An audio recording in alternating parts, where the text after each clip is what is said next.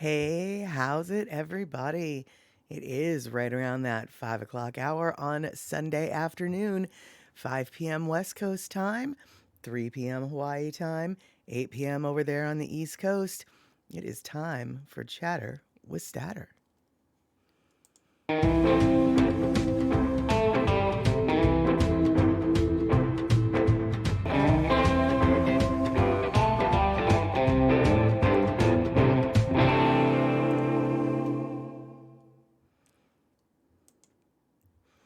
Excellent. Thanks so much for joining me here this afternoon. Got a bunch of random topics to cover, none of which are of earth-shaking importance, all of which are random, and some of them are fun, some of them are neat, some of them are just like, who knew? Hey, Rick, good to see you. All right, so now that we've got someone in the hallway, I want to point out I got a brand new emote for all y'all. It's called Incoming Turkey. And let me see if I can call that one up on the screen. That's right. Incoming turkey. So remember that Thanksgiving turkey we saw and we're drooling about? I made an emote for that. That's right. I made an emote. Incoming turkey. Hey, Kenny from the Cove. You're not an incoming turkey, but you're incoming. So it's good to see you. You and Rick in the house. Thanks so much. Here, let's start some tunes. And let me know. Whoops, there we go. Let me know if the audio is appropriate in relation to the music versus my voice. And Cindy, good to see you. Michael Anthony Smith, how's it? All right, awesome. Excellent to see you here.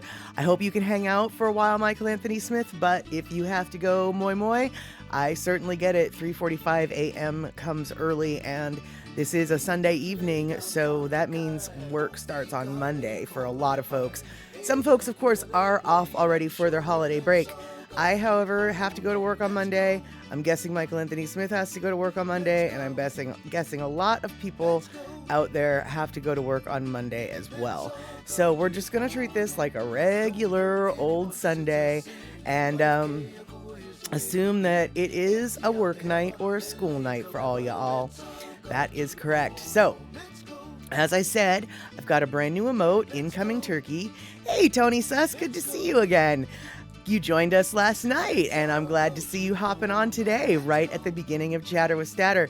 Tony, for those of you who weren't here last night at Statterbox at the cinema, he snuck in to the movie theater with the Statterbox crew, watched Gremlins with us. Now he's joining us again, so that's super awesome. I'm super stoked. And yeah, so good to see you, Tony. This show is a little bit different than the movie night, obviously.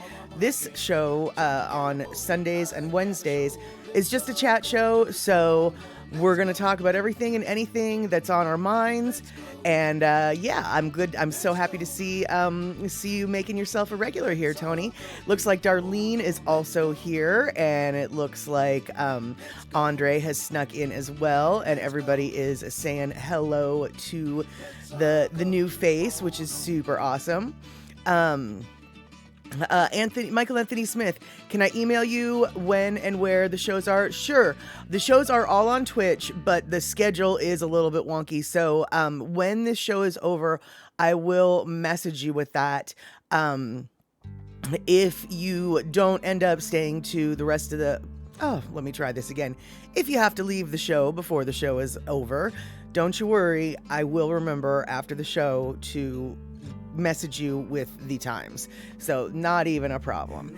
And oh no, Andre, you're reading my mind. I was just about to ask folks about the gear. We're basically doing a running experiment here on Twitch with Chatter with Statter and Statterbox at the cinema. So the little gear that's probably maybe right around here on your screen, maybe, I don't know. It might be in different spots on every platform. Or every device, I mean. But usually, if you click that, I'm broadcasting at a 720 source.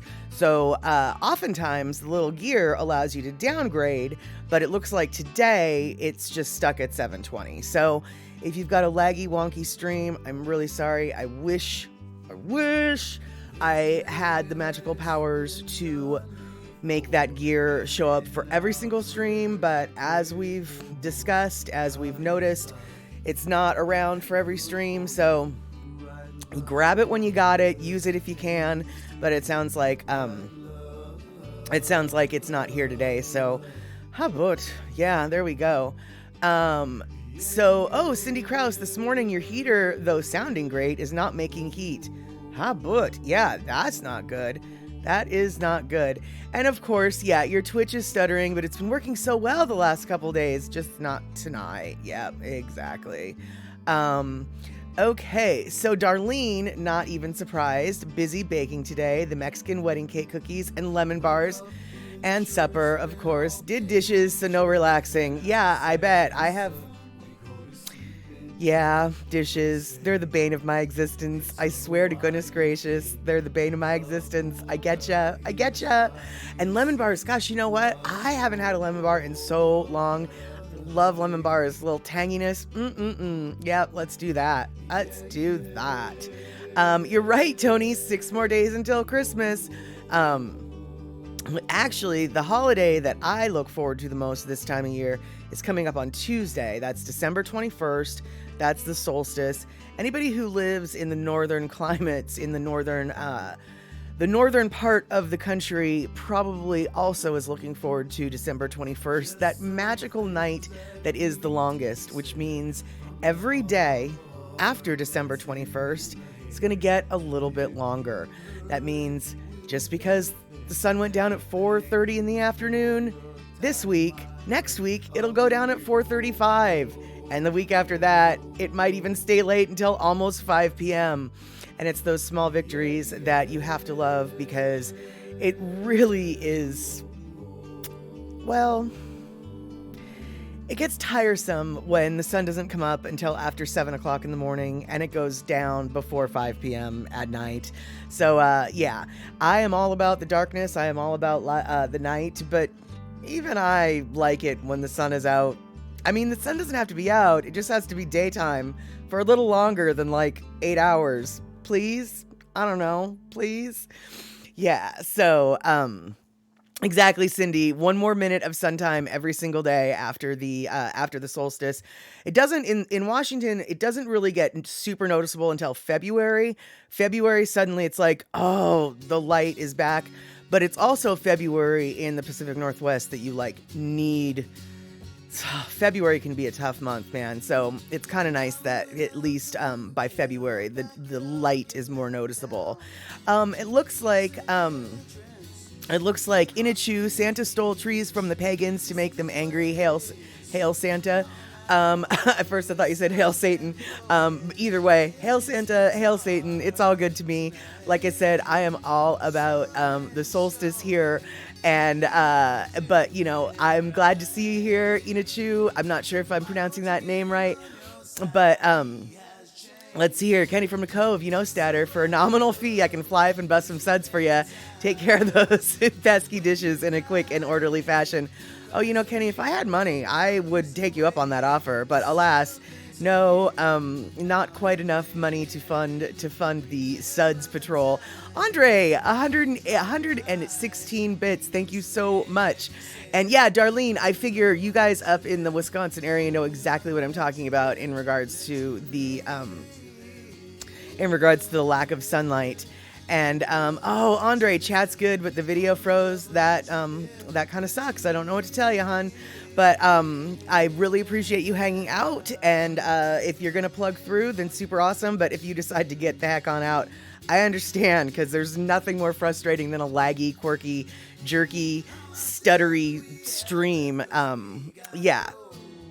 So. Let's see here. What did I want to talk about today? Oh, I know what I wanted to talk about today.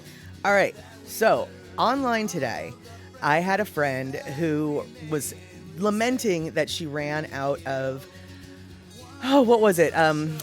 Tape. She was wrapping gifts. Okay. 'Cause 'tis the season to be wrapping gifts. I love wrapping gifts. I actually don't have any gifts to wrap, so that's kind of a bummer. But wrapping gifts is my total favorite thing to do, really, in the holiday season. And she was wrapping gifts, like I said, it's the time of year for that. And she ran out of Scotch tape, which she was kind of bummed. But then she was going through her stuff looking for more Scotch tape, and she found a whole stash of yard sale tags. And so this is what she decided to do. Instead of using Scotch tape for her gifts, and oh, look at that beautiful folding and wrapping she did. She used the little green and red dots for tape instead. And honestly, I have to say, this was a brilliant hack, and I feel as though everybody should use little yard sale dots for their holiday or birthday. Anytime they're wrapping a gift, I don't think tape should be used anymore. I think this needs to be the new gold standard for Christmas wrappings. Wow, I'm not sure what a Christmas is, but how about Christmas present wrappings and holiday wrappings? I think the little dots bring an extra festive layer to the situation, and I'm gonna actually go out and buy some of those dots so I have them on hand, because yeah, red and green is good for Christmas, but you can still use the yellow and the blue or the red and the green for other birthday times, etc. So I know, Darlene. I actually, to tell you the truth, Darlene, half the reason why I decided to show this to you, or to show this picture, was because I had a feeling you would really dig on this idea, as did I. Hey, first time chat from viewer Vomiting Goose. That's hysterical. And, oh, okay, so just use a super glue with a paintbrush, one swipe, problem solved. Hey, that's actually a good idea too. That way it's like totally looks like magic. Excuse me. Okay, now that is a really good idea. I like that idea as well. But I still think I like the little polka dots better. But that blue idea I like better than Scotch tape. Now, Scotch tape, don't get me wrong, it's obviously the standard. It's what I've always used. But having the little magic glue with the paintbrush makes things look like it's just being held together magically, and that's kind of awesome. And then the little dots, I think it's so, I just think it's so darn cute. So, so let's see here. Yeah, Elaine, that's so good. Your kids covered the whole gift till all the stickers were on it. Okay, well, that's a good way. That's a good way to wrap it too. Yeah, Vomiting Goose, you're right. It doesn't have to, I suppose, be a super glue or Gorilla Glue or anything too overwhelming. Yeah, probably any kind of glue really would work, and it's a really good idea. Not necessarily what I was showing off here with the little stickers, but I would say it's like the second best idea after the little stickers. And oh no, you got the error message, Andre. So Menahunis are strong today in your system. I don't know what to tell you. Oh, Darlene, you used to have a glue stick, but those little dots, right? The little dots make it look pretty. I really do think that the little dots is such a good idea. Oh no, Vomiting Goose, that's not fun. I mean, it kind of is. If you really want them to have a fun time opening a gift, wrap the whole thing in Gorilla Tape. Yes, they will rage trying to open it. Gorilla Tape is, Gorilla Tape is, Gorilla Glue, it lives up to its name. It is as strong as a flippin' gorilla, without a doubt. So, yeah, so the little dots, that's my little, hack for wrapping. Now I have another hack that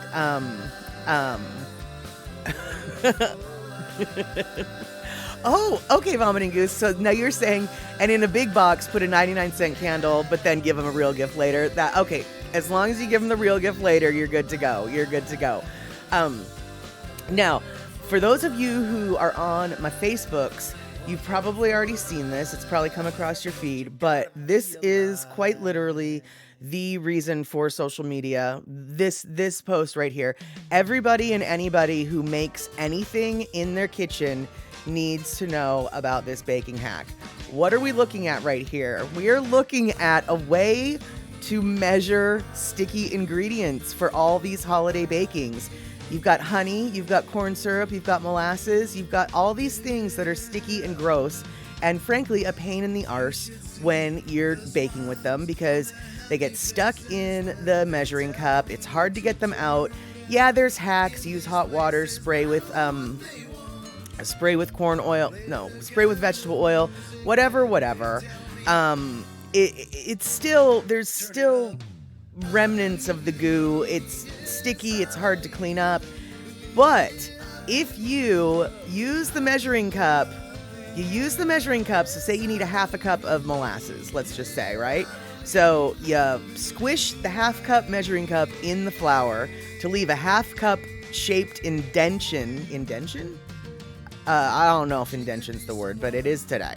Then you fill up the measuring cup indent in the flippin' flurpin' flour, and then boom, you've got your half a cup of sticky stuff, and you don't have to wrestle with it getting out of the measuring cup or cleaning up all the goo.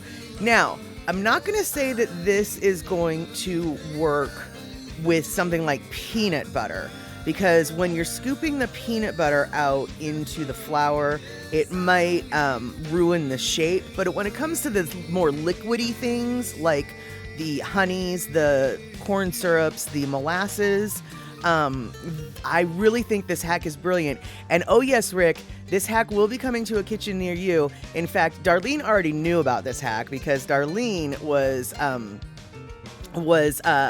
on my Facebook, and so she saw this hack a couple days ago. Like I said, some people have already seen this hack because this hack was so brilliant I had to share it on Facebook's, and I am sharing it now on this stream because, like I said, social media, which is what we are on right now, was literally made for passing along information like this.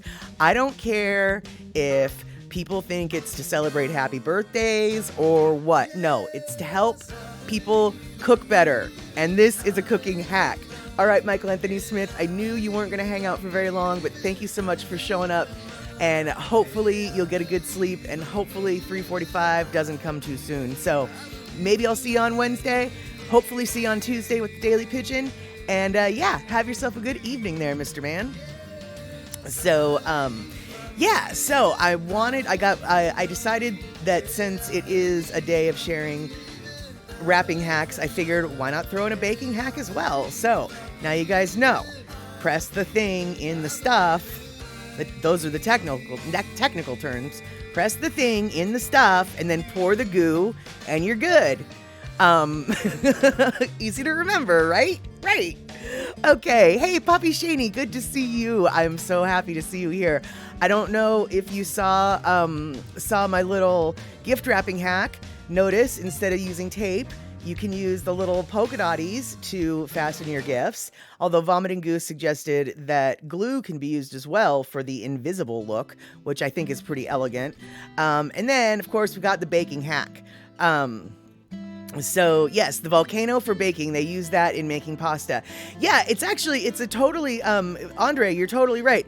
It is absolutely, similar to what they do when you make the well in the middle of your flour for the pasta. And I think you put the egg and a little bit of water or oil or whatever. Actually, I think some bread recipes use that well as well. And I see we have got a couple different gift subs coming in. So it looks like Andre has gifted a sub to Daughter 2, and I feel like it looks like, oh yeah, Poppy Shaney gifted a sub to Michael Anthony Smith. Thank you guys so much. And for everyone who is subbed, as I said earlier, but you might have missed it, we've got a couple new emotes that are available for you to use. As of yesterday, we got in the Kitty Says Nope swipe one. And then we've got, as of today, we've got Incoming Turkey. And that's an animated one. And then I think we've also got a newer one, which is just a plumeria flower. Now, we're going to be I've got four other ones that are up for approval, but we don't have them yet, so you cannot use them. But the ones that we do have, we've got new ones in the option list for you. So yeah, feel free to emote away, as it were. And Andre, oh my goodness, Carolyn MCC, we've got another gift sub, and it looks like Kenny from the Cove gift subbing Hana Butter. Fantastic, you guys. And it looks like we've got a level 1 hype train completed already. Jeez Louise, man. We are off to a running start today. And, yeah, exactly. Elaine, cooking for people like us, normal folks. Exactly. And that's what I was talking about when I said, you put the goo in the stuff, and Rick knows exactly what I'm talking about with putting the goo in the stuff. Holy crumb, you guys. All right, we've got biddies flying from the sky. Looks like I missed so many. So we're going to go backwards in time, and I'm going to scroll so I can catch the Cindy Krause 100 biddies, slightly phallic little biddy thing, which I love. Kenny from the Cove. Okay, I think we've got 18 little biddies. I'm not Shamrock biddies. I might have counted wrong, so sorry about that, but I'm pretty sure it was 18. And then Andre is coming in with 200 biddies. There we go. Vomiting goose. Were dinosaurs made up by the CIA to discourage time travel? It's actually kind of a legit question there, isn't it? And let's see here. Yeah, so thank you guys so much for, hey, Bacola T coming in with the Plumeria, saying hello to everybody. That's right, that Plumeria is one of the new emotes that we got approved the other day. And so let's see, what else do we have that I have missed? Okay, cool. Looks like I am back on track with everybody's chat. All right, so Darlene is shooting off all the, Darlene, I don't know what that emote is, but every time I see it, it looks like exploding corn. And I love it to death. Like, it fills me with glee. The exploding corn, I guess it's just 2020 celebrate is what they say. But no, to me, that emote is the exploding corn on the cob, and it's kind of one of the best emotes ever. I mean, I don't know. Oh, thank you, Picola T. Yeah, it's actually a dress. I forgot that I had it, and I realized that it was perfect for keeping me warm in my chilly house today, and I found it in the back of my closet, so I was very stoked. Thanks for noticing. It's my goth girl outfit. Yes, it is. I was feeling a little goth today, I guess. So let's see here. Vomiting goose. Important question for you. Banana bread or zucchini bread? Well now, vomiting goose. That is a good question. And the answer all really depends. First off, zucchini bread, frankly, is to me an end of the summer thing, whereas banana bread is all year round.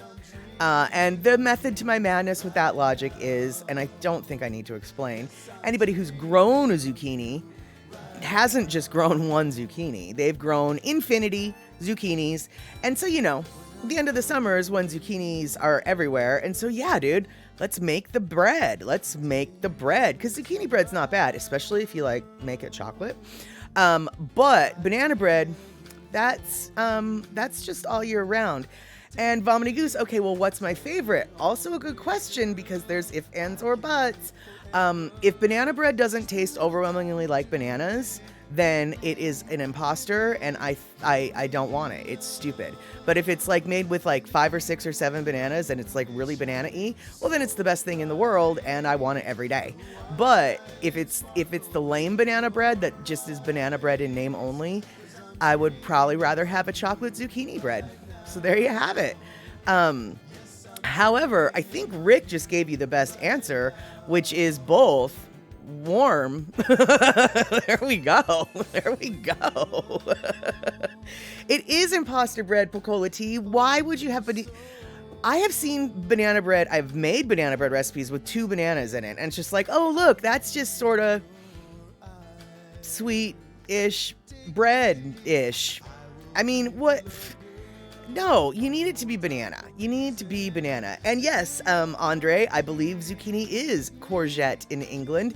I'm going to go out on a limb and say that maybe it's courgette in France too, but I know enough to know that I don't really know.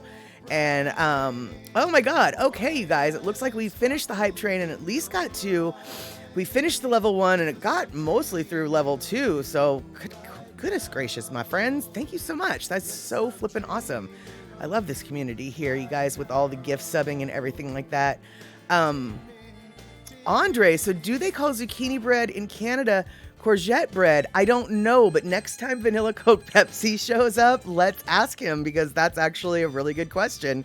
I'm now very curious. Or actually, if I've got anybody in the chat who is from Canada, feel free to hop in this conversation and let us know. I happen to know that Vanilla Coke Pepsi's from Canada, and he's one of our regular viewers, but he's not here at the moment. He usually drops in and says hi, so we usually know when he's here. And I'm guessing by now he would have spoken up. So if we've got another Canuck, we've got another Canadian here, come on down, join the chat, let us know. Courgette bread, zucchini bread, what do you call it? So, Vomiting Goose. That was a tough question, Cindy Krause. I would have trouble choosing as well. Yeah, so you just wanted to ask a random question so you can be part of the chat. That's exactly perfect. Vomiting Goose, because goals. This is how we work the show, basically. I'm sitting here responding to everything that you guys are talking about, and without you guys talking, I got nothing to say. So, yeah, by all means, ask those random questions. It's the random questions that kind of go off into, like, the strangest territories. So, let me see here. I know, Picola T, yeah, where's Soda? So he can clarify. Oh, wait, it looks like Kulika might be in the chat tonight. I did not see them sneaking in. Oh, here we go. No, here we go.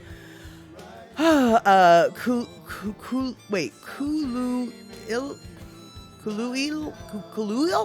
I don't know how to say your name, my friend. Kuluil. Kuluil is how I want to say it, but I don't think that's what you, I don't think that's how I'm supposed to say it. So, by all means, correct me if I'm wrong, and thank you so much for hopping on in there.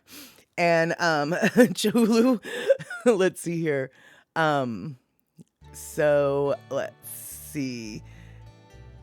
Really? Okay, so Andre coming in with his Google facts. According to Google, the only people that call zucchini courgettes are the English.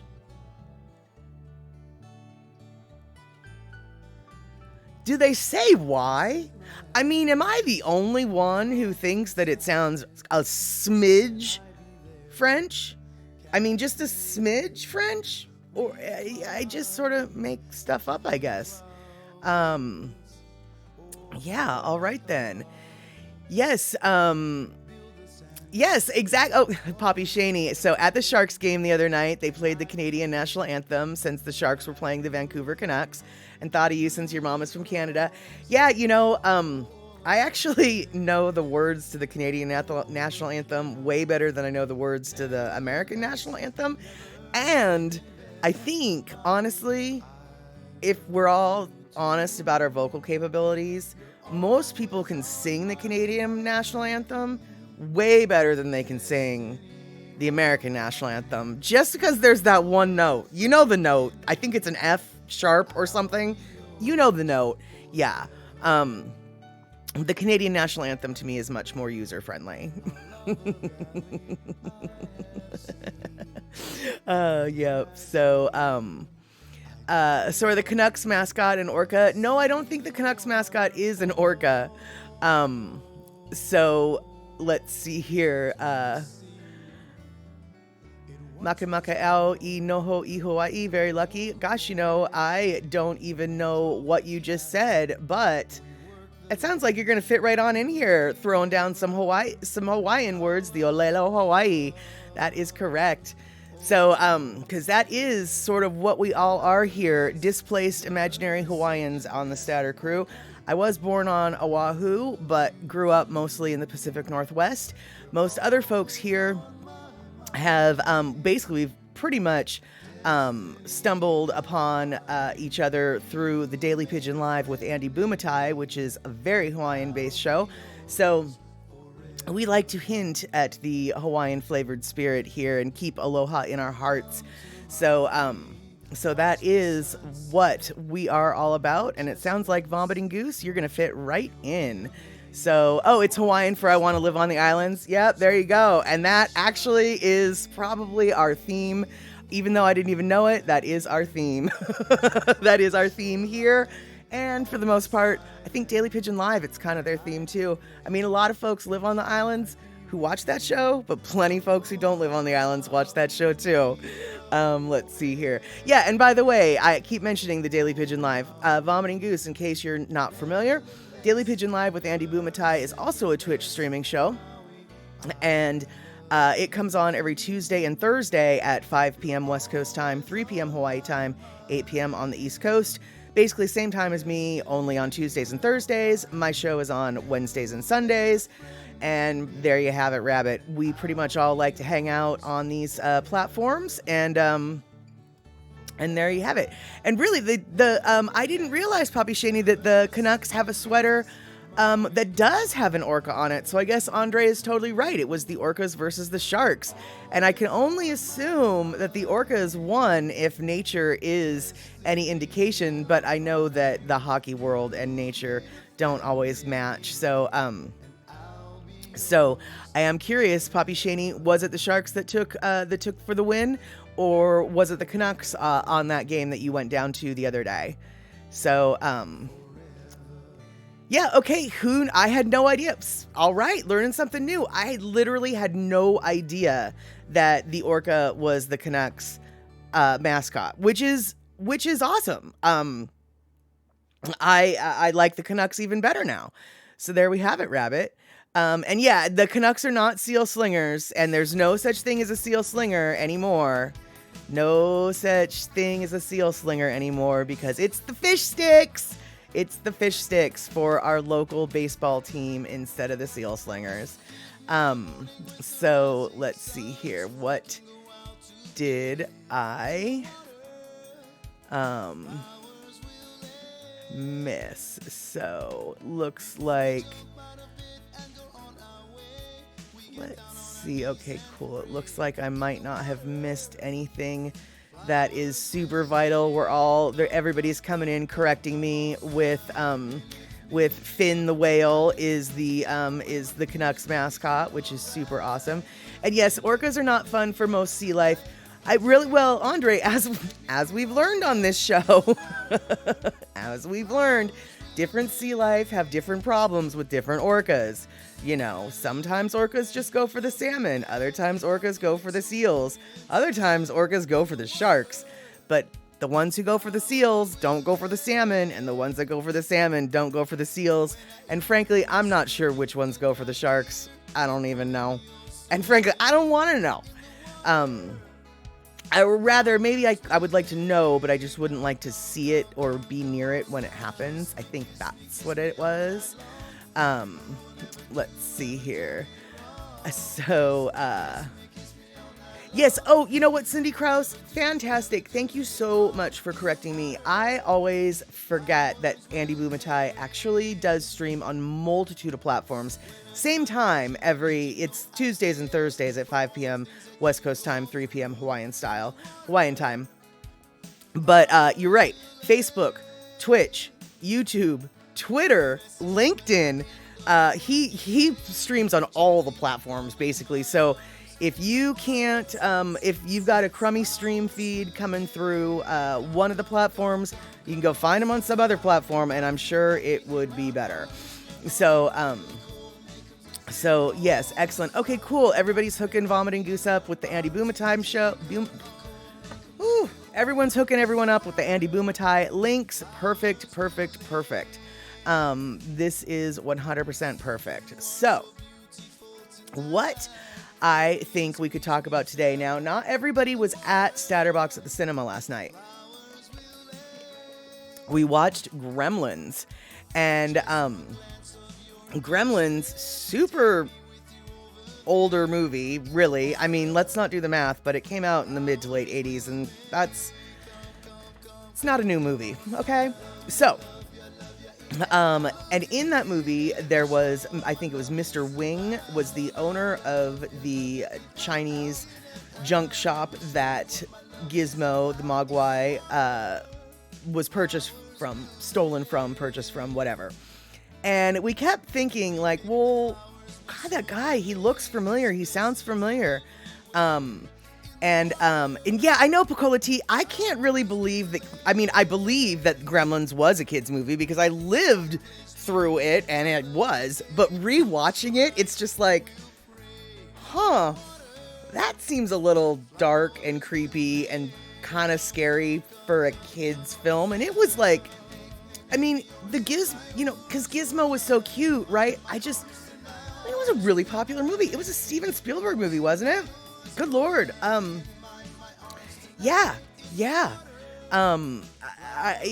After watching that movie, it sort of did make me realize, like, wow, the 70s and the 80s kind of weren't very kid-friendly. I mean, even when they were trying to be kid-friendly, they really weren't very kid-friendly.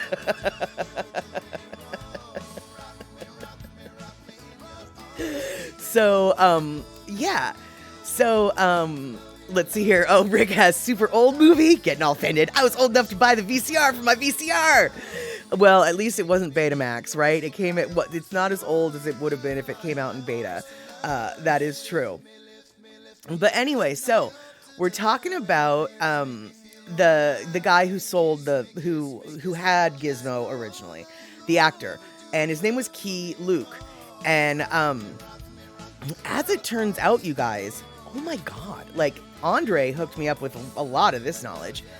So I am kind of breathless and speechless, and I'm going to sound really like the dumbest person in the world, but dude, this guy has been in everything.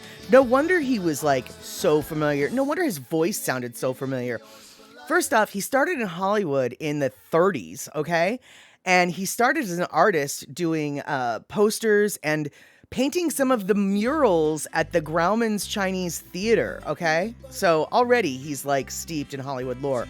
But check this out. So he started to be an actor in movies, blah, blah, blah. We'll get into that. But he was one of the flippin' founders of the Screen Actors Guild in Hollywood. That's how OG this guy is. And frankly, I don't know the politics of the time, because I was definitely not born in the 1930s. But I can only assume that having an Asian American as one of the founders or to be considered important enough actor to be part of the founding members of the Screen Actors Guild was a really big deal. Because at that time in Hollywood, and for a long time afterwards, Asian American actors weren't necessarily treated with much respect. A lot of what is referred to as yellow face stereotypes, etc., sort of considered, there was limited opportunity for the most part, and the opportunities that they were given were a little bit stereotypical in a lot of ways. And I can only assume that as an Asian actor, now this is all assumption on my part, but he probably didn't have as much automatic clout as, say, I don't know, Rhett Butler or whatever. Or is Rhett Butler, was that a character, not an actor? Gone with the Wind, white dude, basically, is all I'm saying. So either way, I don't even know what the politics were back then. All I know is he's been in Hollywood was in Hollywood long enough that he was a founder of the Screen Actors Guild, and I could not be more flabbergasted by that.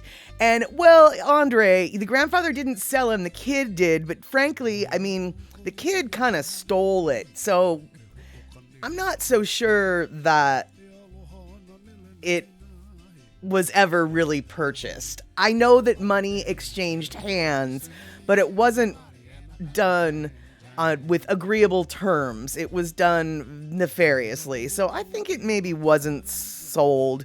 I think there's a good argument to be made that it was stolen, even though money was left in exchange. And yeah, Clark Gable, that's the dude. I knew as soon as I said Rhett Butler, I was like, I think that's the character. I don't think that's the dude. But yeah, Clark Gable, right? Now, I don't know if Clark Gable is part of the Screen Actors Guild or founder of the Screen Actors Guild. He was just literally the first white dude of that era I could even think of, which is the only reason why I said it. And you know what, actually? He might not even be from that era now that I think about it. He's probably even older or younger than than Keye Luke. And yeah, and so the other thing that I was interested in when I was looking up this guy, well, okay, first off, let's go, hold on, we're gonna go do some things. I am, pardon the huge reflection here. So I'm looking through Keye Luke's IMDb, and it starts out in 1934. So already, what? Goes through, I'm skimming through literally decades of work here. And in more my era, shall we say, he played Kato in the Green Hornet for many, many years. In fact, actually, here, there we go. That's Kato that he played many, many, many years, many years ago. And yes, he was on Charlie Chan as well. And let's see, what else was he on? Okay, yeah, he was in Charlie Chan, and then let me get back to my thing. But then, and this is where I probably recognized him from, was, okay, so all right. So he was actually on General Hospital. He was on The Littlest Hobo. He was on Perry Mason. He was on Johnny Quest. He was on I Spy. He was on The Green Hornet. He was on The Andy Griffith Show.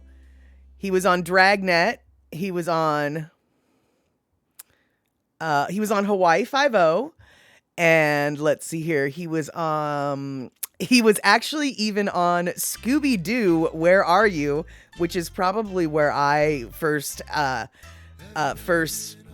his voice. And Marcus Welby, MD. Let's see here. Charlie Chan. And these aren't, I'm literally skipping like 5 or 6 things between everything that I'm listing to you guys. Obviously, he was on Kung Fu as Master Po, which I'm not sure anybody said that, but that's one of his main claims to fame from 72 to 75. And then, let's see here, he was on The Croft Super Show, and he was on MASH, of course. He was on Scooby-Doo and Scrappy-Doo. And he was on Charlie's Angels. Let's see here. He was on Remington Steele. He was on Cocaine and Blue Eyes. I have no idea what that is. He was on Magnum PI. He was on Falcon Crest. He was on the A-Team. He was on Mr. T, Spider-Man and His Amazing Friends, Alvin and the Chipmunks. Let's see here. Trapper John MD, Miami Vice, Kung Fu the Movie, TJ Hooker, Gem. I don't know if you guys remember Gem. That's definitely more of a girl's cartoon, but Gem, she's truly, truly outrageous. He was on The Golden Girls. He was on Night Court. He was on MacGyver. He was on the Smurfs. So he was on everything, dude. Every single thing. So that was what he looked like when he was whatchamacallit in Green Hornet. And then Bruce Lee famously played the exact same character many, many years later on the Green Hornet. And so that brings me to something that I'm going to attempt to do, but this might end up disastrous. So we're going to have to be very patient with this. Before we do this, though, it looks like Shock snuck in while I was going off on IMDb Keye Luke's, his career, basically. So let's see here. Wolfman Midnight, hey, good to see you. Good to see you coming in again. And let's see here. How do I make a cake out of a Breton? I don't. A Breton cracker? I don't. I guess dip it in frosting. I don't know. I don't know where that question came from, Andre. But okay, so Keye Luke, he grew up in Seattle. He went to Franklin High School, and anyway, he grew up in Seattle. And one of his cousins ended up being our Washington State's Attorney General. And Oh yeah, Cindy Krause. He was the driver in something. Shoot, I can't remember. He was the driver in Green Hornet. He was the driver here. He was the driver in Green Hornet. I think. I mean, he might have been something else too, but he was a driver in Green Hornet. So that might be what you're thinking of. So, there's a cake from Brittany called the Gâteau Breton. Okay, and it's effing fabulous. You can't eat it at all, but gotcha. But the nephew liked it. My favorite Brittany cake is the Queen Omine, or Queen Amon, Queen Amen, or whatever. I don't know how to say it, and I certainly don't know how to spell it, but it's basically croissant that's dipped in sugar, and it's just delicious. So, back to me babbling about Mr. Keye Luke. All right, so he was born in Hawaii. No, he was not. He was born in Washington. No, he's not. He was born in China, but he grew up in Seattle. And a bunch of his family, obviously, was also in Seattle. One of them, Wing Luke, he was our state's attorney general for a while. And Wing Luke has a museum in the International District. This is a picture of the museum. If you can see closely, and you probably cannot, it says Wing Luke Museum in the window somewhere. But the reason why I'm showing you this, and this is where, Vomiting Goose used to live on Capitol Hill. Well, then what I'm about to show you, before it got overpriced. Yeah, tell me about it. I actually used to live on Capitol Hill too. It was a little overpriced when I lived there, but not like it is now. So you might recognize then what I'm about to try to do. All right, so this is going to, yes, Wing Luke, shock a lot. Cool, you can see it. It's right above the stroller, precisely. So this particular museum is in the International District. And so, all right, Wing Luke, his relative, played Kato in the Green Hornet, just like Bruce Lee played Kato in the Green Hornet. Now, this museum is on King Street, and this is street view, so pardon the nausea. Now, I've rotated the view, and for those of you who have watched the movie The Paper Tigers, you might recognize this shot, because they pretty much took some shots from roughly this location for the movie. But on the left here is the Wing Luke Museum. If you go down a couple of blocks, I'm sorry if you're getting nauseous. Hold on. There we go. If you go down a couple blocks, you end up here at the Tai Tung restaurant, which is also featured in that movie that I referred to, Paper Tigers. But Tai Tung restaurant, as you might be able to see, even though that truck is right in the way, that's a picture of Bruce Lee right behind that blue truck. And this was Bruce Lee's very, very, very favorite Chinese food restaurant in the Seattle area. So this is part of what the International District looks like, and now I'm gonna go back to my face, and so slight weird, okay, so Picola tea, Tai Tung, so good, and I have a photo with Bruce Lee cut out there, exactly, you guys. So I think it's just really kind of interesting that both of the Green Hornets, Katos, have Seattle roots, and I know this now thanks to Andre. This is all about Andre dropping some knowledge on me earlier today, and so I thought that was kind of cute, and so let's see here. Okay, so I have missed a whole bunch of things while I was talking about the strangeness of the Katos being both from Seattle for the most part. And as I mentioned to Andre earlier today, I know that the Bay Area, San Francisco in particular, is known for their Asian American population, what with San Francisco's Chinatown, etc. But I'll tell you, man, Seattle is a close second. And sometimes I forget that not everybody has grown up with such Asian influences, and I take for granted the community that I've grown up with, and I feel so fortunate to live in an area where, you know, you can have good Chinese food in your own city. It's awesome. I'm telling you, it's awesome. So I don't know what OG Sumo Vibe did to somebody's wine, but you give it back, OG Sumo Vibe. Let's see here. Vomiting Goose, you worked at the fancy pet food store right by the very start of Capitol Hill, next to the laundry store. You know, I don't know if I can remember what store that is. So many changes have happened in Capitol Hill, as you know. And I see that you used to wear a Utilikilt, hard to miss. Yeah, lots of people wear Utilikilts though. So I've had plenty of friends who wear Utilikilts. In fact, kind of wonder if we might not have crossed paths, or our circles might have vaguely intertwined at some point. I was more of a Belltown girl than a Capitol Hill girl, but you know, same diff in some parts, as far as like partying and the like. You know, the best clubs are basically on Capitol Hill or in Belltown. So if I'm not in one neighborhood, I was in the other.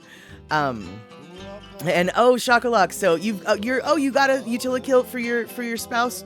Excellent. I love Utilikilts. I think that they're super awesome. I don't know if you guys know what a Utilikilt is or what we're talking about, but basically it's a Seattle-based clothing company that developed kilts or kilt-like garments. They're technically not kilts. We won't get into the reasons, but kilt-like garments that are made of sort of the same kind of material that, say, Carhartts are made from.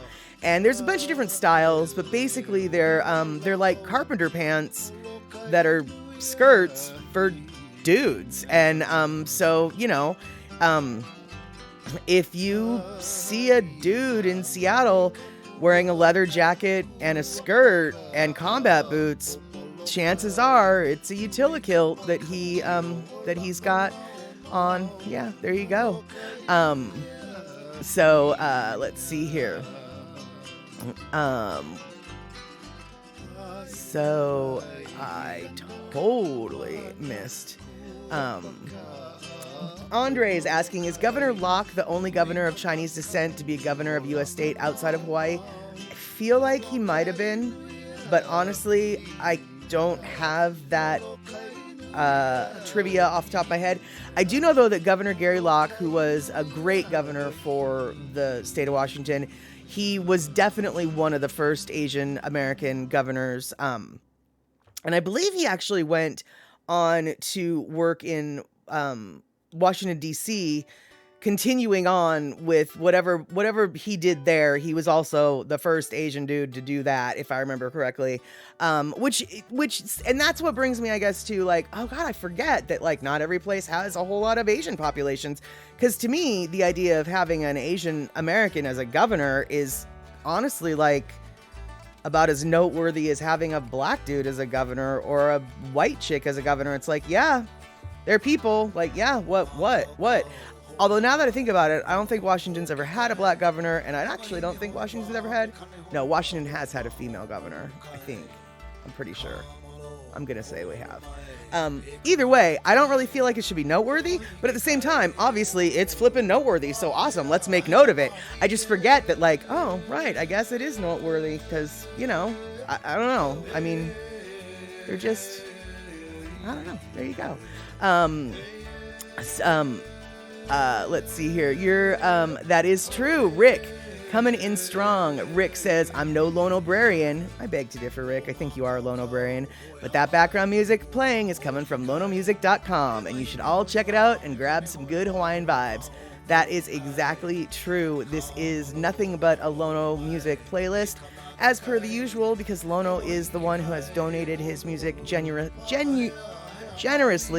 to my stream and so many other streams. So we all love and appreciate Lono here. And if you aren't familiar with Lono's music, I definitely think that you should check out lonomusic.com, both to buy his music and to check out his lyric and chord sheets.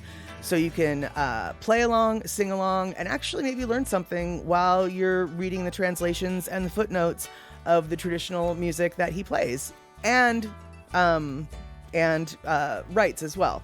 And yes, the Korean community is huge in Seattle as well. The Vietnamese community is huge in Seattle. The Japanese community is huge in Seattle. The Filipino community is huge in Seattle. We've got such a variety of Asian Americans.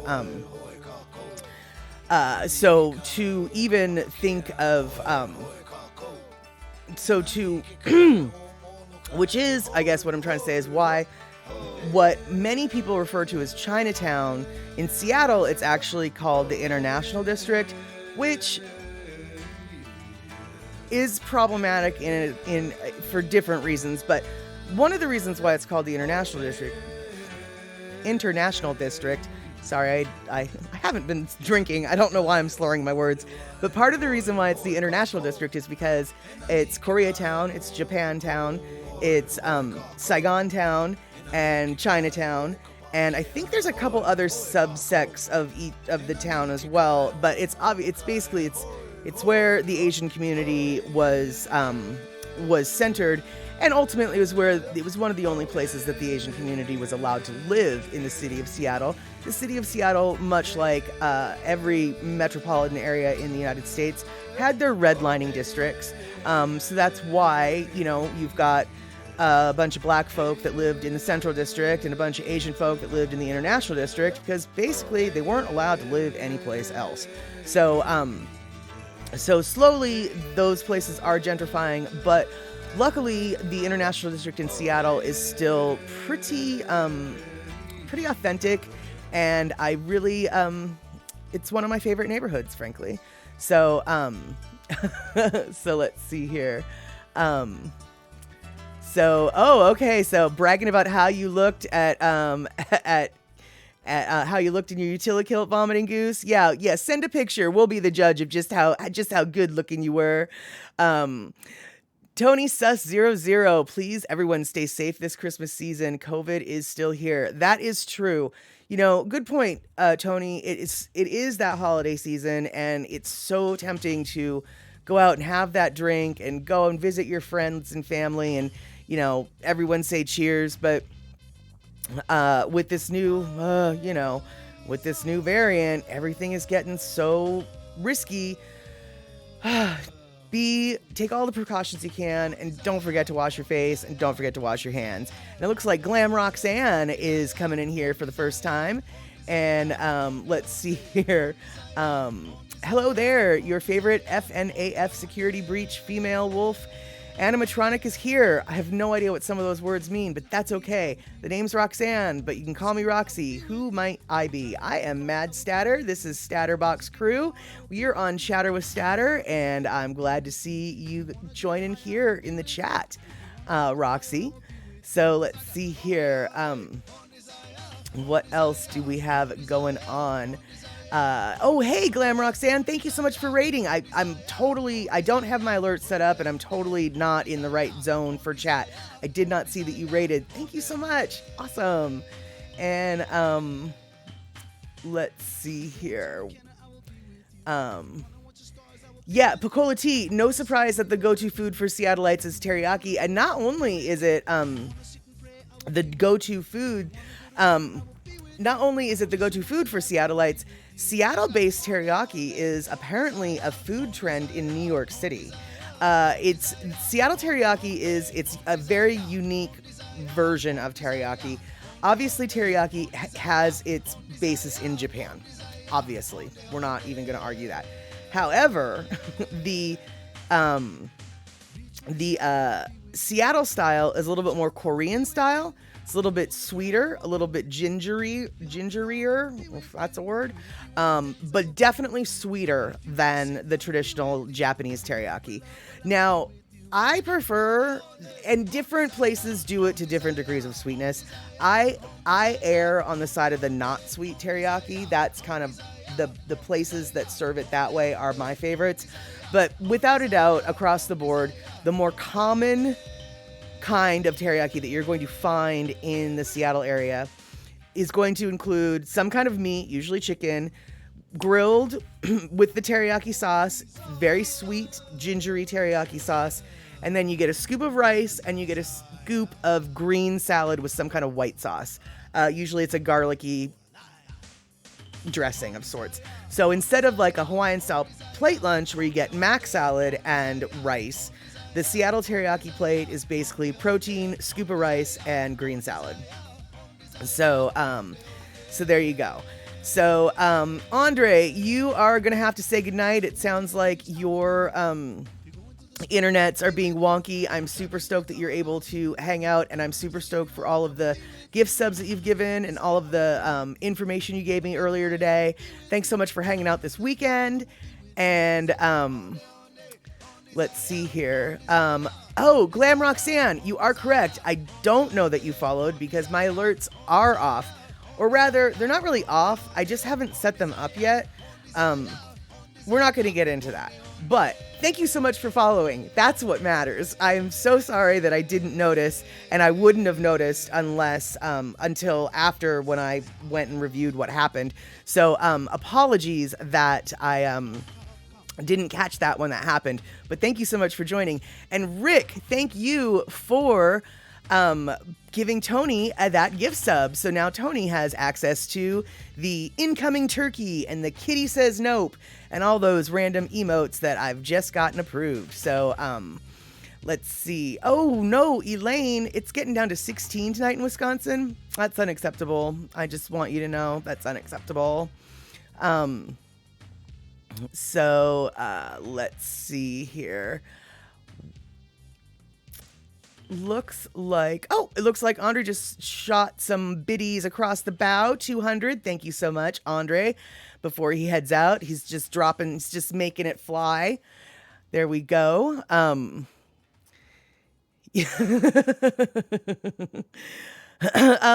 Goose, I do have a Discord. Yes, it is. Well, I'm not going to tell you, mostly because I can't remember. But, yeah, I'm Mad Statter. Yeah, I think I'm just Mad Statter on Discord, and my page or whatever is the Stat Chat. So feel free to hook up on the Stat Chat or look for Mad Statter. That is me on Discord. So yes, I do have Discord. Sorry about that. I had to go check what I was there. And Andre, you just gifted a sub to Dusty32, which Dusty32 must be Dusty32 must be in the house, and I did not see Dusty32. So hey, Dusty32, thanks for coming in. And yeah, the Discord for this group of fine people would be the Stat Chat. So see if no, you know what I have to do. Oh, hold on. All right. Hold on, folks. This is what we're going to do.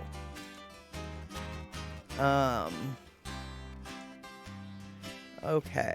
So, can you tell that I'm an expert at this? Yeah. Yeah. Okay. There we have it, Rabbit. If you guys want to join the Discord for the Discord for Stat Chat, I think I just posted a link, and there we go. Yes, Shock posted a link. I think I posted a link. I hope I posted the right link. Let's make sure. Hold on. Yep, I posted the right link. So there you go. Yeah, feel free to come join us here on the Stat Chat, and let's see what else I have missed, because goodness gracious, this chat is just rocking today, and I am missing so much stuff. So, okay.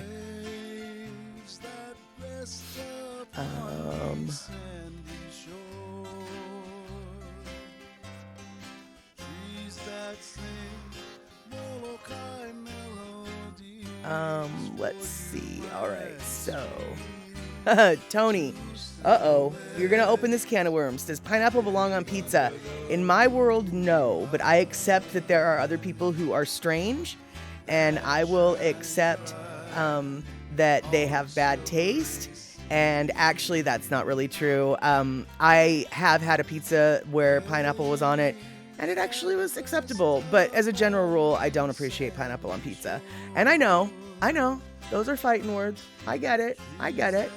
But instead, I am going to say hello to Halo E3 2000 trailer. Can I post a link of Halo trailer from Macworld? I'd rather if you didn't. We're not a gaming site here, so I don't think it would really matter. And if you're trying to like get folks to go do things, you're barking up the wrong tree. I don't game here. There might be some gamers in the stream, but it's really not. It's really not our thing. But looks like you already did, so there you go. All right. Vomiting goose. You don't know about that, but pizza belongs in me. That's exactly it, right? As far as I'm concerned, there's no such thing as bad pizza, only better pizza. So come on, Yeah, no, I saw that you posted it. Yeah, it's not a huge ordeal, but just so you know, this really actually, we're not, we're not really gamers here, so it's probably not going to do much, but there you go. Looks like Vomiting Goose actually. Vomiting Goose is probably thanking for the Discord link. Whatever. Alrighty. And so I missed the booty roll point redemption. Do I have that? Okay, Discord is showing a blank screen for my server. It says message failed to load. I don't even know what that means. So let's try this one more time.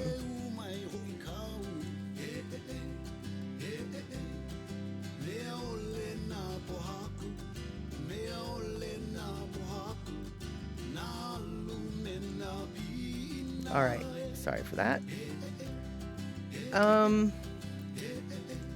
That's all I can offer right now. That being said, Vomiting Goose, if that link doesn't work, then, okay, cool. Yeah, the link, thanks, Shock. And, don't anybody click on that link, that was to YouTube. I don't know what that was all about, but there you go. And I tried to send an invite again, but thanks, Shock, for deleting those messages. I appreciate that. I don't really know what I'm doing when it comes to Discord. So if that Discord invite that I just sent again doesn't work, I will maybe whisper you with an invite and hope that works. I don't know, because I'm sort of new at this. So first time chat from some viewer who I think might have just been removed. So, or something just happened, so we're gonna ignore that one. And OG, yeah, it's so weird how sketchy people all come in at once. I'm not sure how that works, but I'm glad that we've got mods with swords. Much mod love. And I will tell you that I am learning to love the mods more and more every day. I need to basically create an emote to show mod love, but alas, anyone who's seen the emotes that I've created knows that I'm not a graphic artist, so, yeah.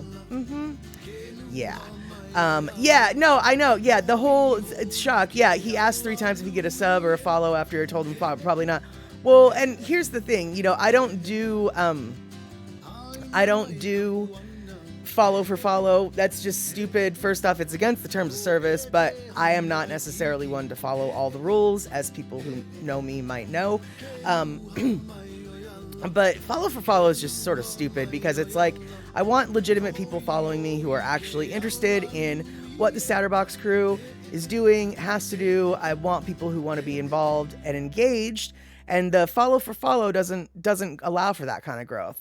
So, So yeah, OG Sumo Vibe. Oh, he was automated. Gotcha. Yeah. He wasn't real. Well, that's good. Hey Tony, you're leaving the stream. You won't be back. I won't be back for good. Take care, everyone. Okay. Well, all right then, Tony. It was good to see you. And if you want to hang out on Christmas for another movie, Saturday, Statterbox at the cinema is what we're going to be doing. So, okay, cool, Vomiting Goose. The link that I sent might be working now. Excellent. Good. Oh, I love it. Picola T. Sketchy peeps not welcome. Kitty says nope. Okay, cool. Yeah, Vomiting Goose. Thank you so much for having my back. I really appreciate that. I didn't want him to post that link, and I'm not in mod mode, so I'm not really able to delete him, mostly because I don't have the hotkeys memorized. That's why. But luckily, we've got the mods. We're ready. But thank you so much, Vomiting Goose, for explaining to me and everyone why what just happened should never happen again, and we will be doing our best to make sure it doesn't. As a community and as a provider or content creator, we definitely want to keep our eye out for that. So super stoked, Vomiting Goose, that you are upfront and loud about the message that you're trying to get across, which is danger, Will Robinson, danger. I cannot thank you enough for that, actually. So super stoked. I mean, not super stoked that it happened, but super stoked that you're on it. So, Vomiting Goose, I don't want to have the followers. I don't want to have follower only chat. That, I have my reasons, but you're right. I might need to go in and adjust the hot link, capabilities. I thought that randos weren't allowed to post, hot links in the chat. I thought I had that setting set like that. But obviously I don't. So once the stream is over, that's going to be priority number one in regards to battening down the hatches and getting things buttoned up, as it were. And yeah, Shock asks a very good question. So if anyone did click on that link, oh God, you guys, please say you didn't. If anyone did click on that link, what should they do? At which point Vomiting Goose says, not much you can do. Unless you're running a Wireshark or a strong VPN, but you can call your ISP and ask them for a new modem or new static IP. Wow. Yeah. Okay, guys. I hope did anybody click that link? Please say you didn't click that link. Rick. Yes, Rick. I will be. Yes, Rick, I will be doing that momentarily. Not right now, but how about this? So, no more links, you guys. Like, today, right now, for the rest of, all of, 18 minutes that we've got left in the show, nobody post any links. I'm not going to post the Discord link. I'm not going to post no links. Nobody post any links. Not to Andy Bumatai, not to my Discord, not to nothing. Nobody do that. And if somebody does post a link, nobody clicky on the linky. No. And then, when I'm done with the show, I will go back and fiddle with the settings to make sure that the links cannot be posted. Yeah, because Cindy Krause, I thought that I had it set so only mods could post the links. Or I thought I had it set that only mods and VIPs could post links. So I need to go in and see just what is what, basically. And it looks like Terry in Scotland has come in with a raid. Photo Luke, hello, how are you? Terry in Scotland, super stoked to see you. And let's see here. Who else might have been in on that raid? Terry in Scotland saying hi to everybody. And Vomiting Goose and Shock are having big tech conversations that are very pertinent. But I'm not reading them right now because everybody's coming in. Yes, OG Sumo Vibes. You might want to consider Stream Elements so you can use their chatbot option. You were totally right, and I do want to use Stream Elements. Here's the deal. I don't know how, and I'm kind of afraid. I haven't figured out how to do it yet. That's why. I have a Stream Elements account. Stream Elements even offered me a sponsorship to like play a video game with a certain overlay, a certain video game with a certain overlay, like, and if I played it for like 4 hours, they were going to give me money and everything. Now I didn't do that because I don't play games.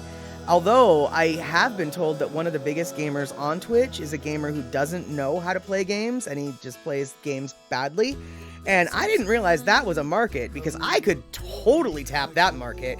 Let me tell you, man, if you want to see somebody play a game badly, that is me. And yeah, but I didn't know that bad game players were a thing on Twitch, and so I said no, I don't want to do that.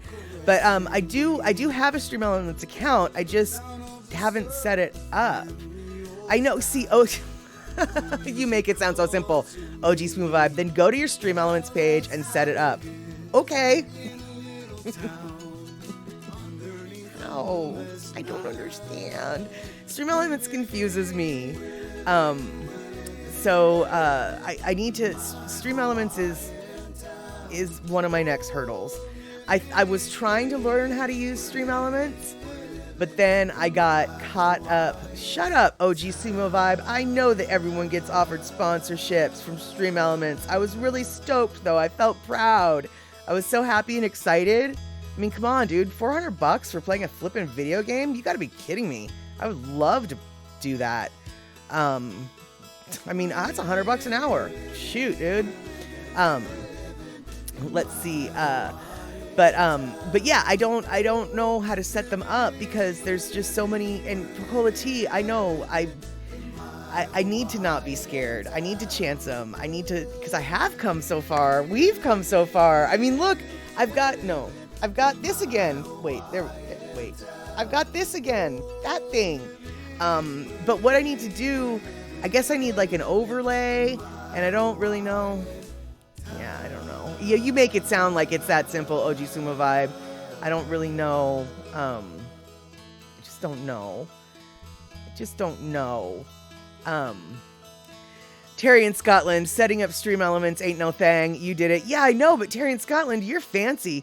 You have like rewards and sound noises and farts and the Hawaii 5-0 stream. I mean, you're Terry in Scotland is also a streamer here on Twitch, and Terry in Scotland has what we call the party bus, where he drives.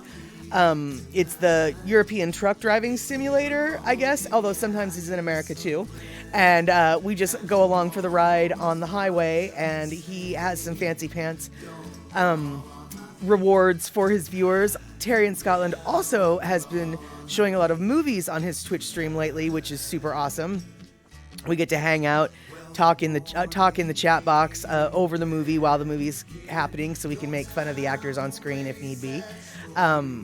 So yeah, if you're into hanging out with folks who are hanging out here, go hang out with Terry in Scotland, because you're going to see a lot of familiar faces, a lot of familiar names. So let's see here. OG Sumo Vibe. See, now this, I'm all about this vibe. OG Sumo Vibe says, easiest thing to do is to get someone who knows Stream Elements to set it up for you. It'll take like 20 minutes. Exactly, because I'll tell you what, if it takes 20 minutes to set up for somebody who knows what they're doing, it'll probably take me 2 days. That's just how I am. Yeah. That's just how I am. Yeah, Darlene, thank you. It was my first offer, and I felt proud. Yes, and you'd feel proud too. I think so too.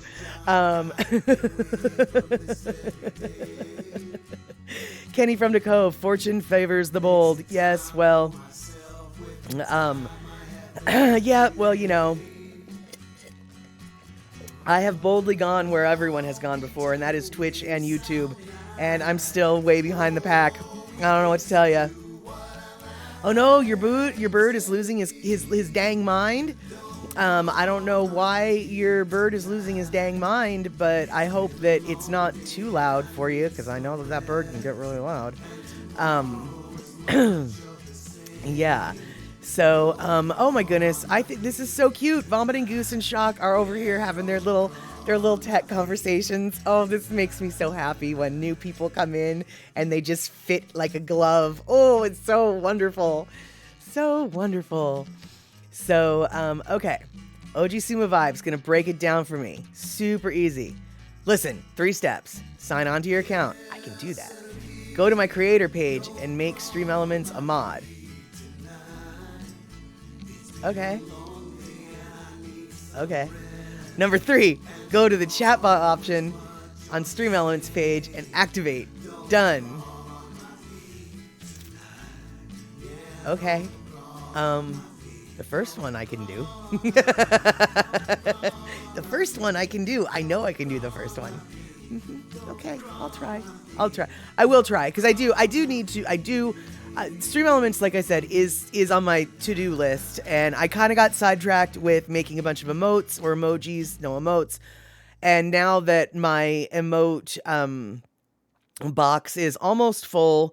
I mean, it's not full to you guys yet, because Twitch needs to approve like 4 or 5 of them still, but it's kind of full from my end. So now that manic phase of poorly done graphic design is over, I can focus on other things like poorly done Stream Elements implementation.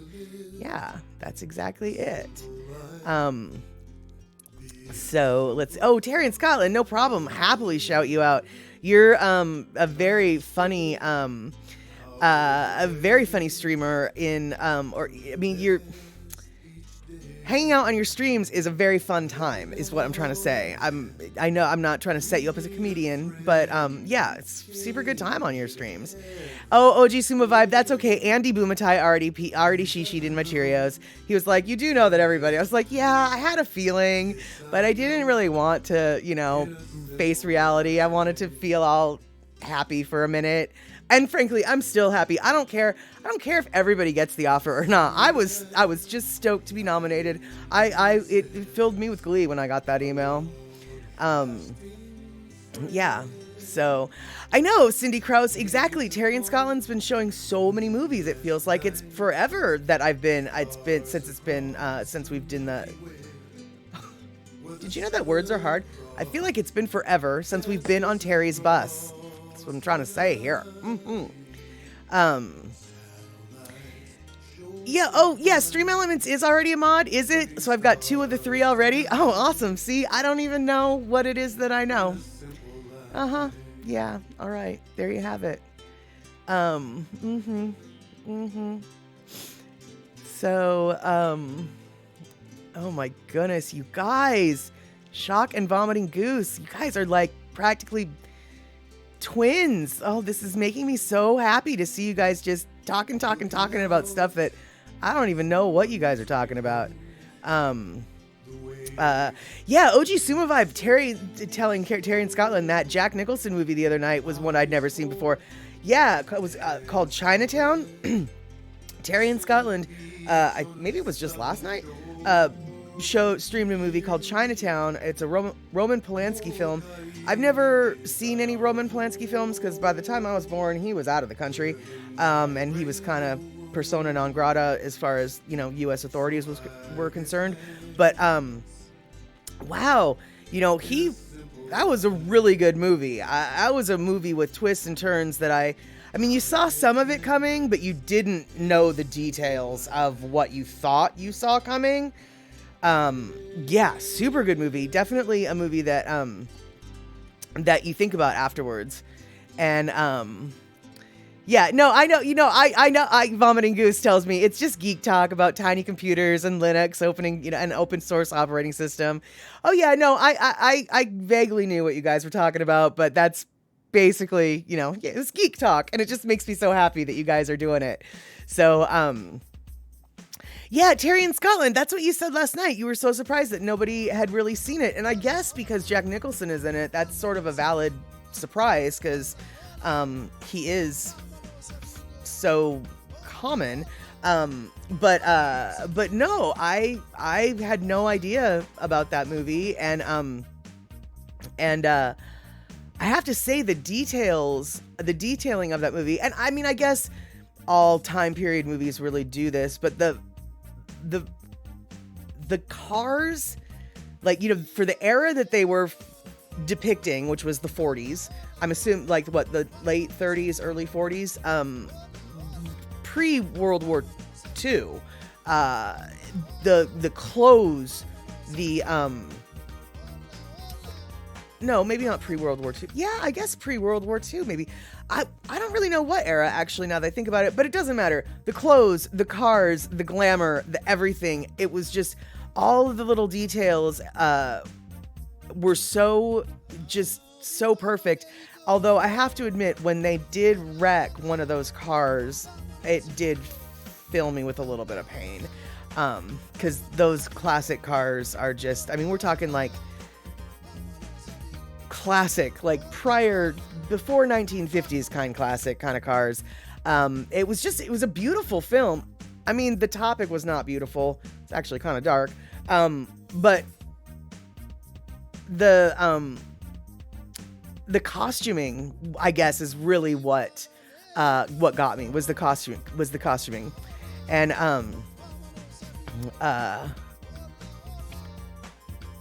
so let's see here. Roman, old Roman is a creep, but he knows how to make movies, says Terry in Scotland. Faye Dunaway was horrified when he pulled an offending hair out of her head during filming. Oh, wow. Yeah, no, don't pull. That's so rude, dude. But yeah, there you go. OG Sumo Vibe. Once you do get that and feel how easy it is to use Stream Elements, you'll get the confidence to start making your own timers in chat and other things like fart noises and stuff. Exactly. I don't really know how fart noises are going to work in my stream, but I definitely appreciate the fart noises that Terry has in his bus. And the best thing about the fart noises that Terry has on his bus is we don't have to smell them. Yes, that's right. Shakalak, you have pictures of bust up 1920s cars from your great grandpa. He ran a garage. Oh, right on. Oh, that's kind of cool. I'll bet you there's, wow, that's kind of cool, actually. I'll bet you got pictures of cars that people have long forgotten. Because, you know, I mean, not everything's a Ford Model T, right? Or Model A, or whatever. So, let's see here.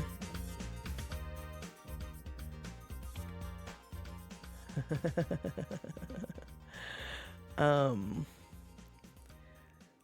right, so people talking about what Cindy Krause can do with her textiles, because she's talented like that. Make your Utilikilt nervous. Exactly.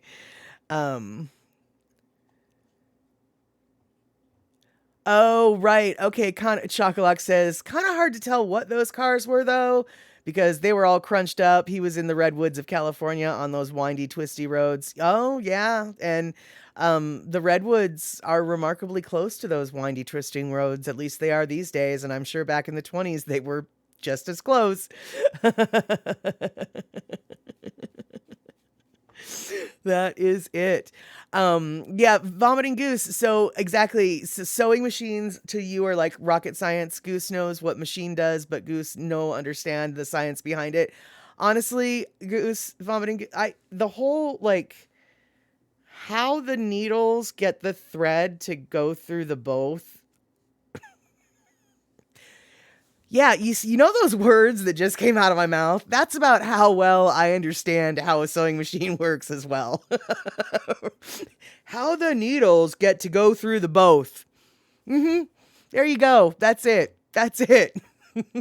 Vomiting Goose. How the heck do you thread the dang thing? Yeah, exactly. Well, you have to, like, load the thing and pull it through and wrap it around and wind it through and over the hill and through the dale. And then you go to grandma's house and then you have the undercarriage that you need to do the loop-de-loop, and then you shove it up and then you do the thing. Right? I mean, Cindy, Cindy can back me up. That's how you do it. Cindy can back me up.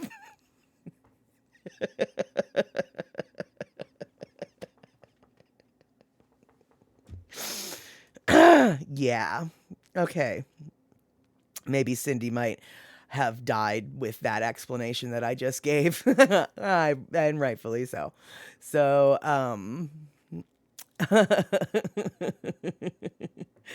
well, and as Shock says, and when you can thread up a sewing machine, you can learn to thread a 35mm film projector.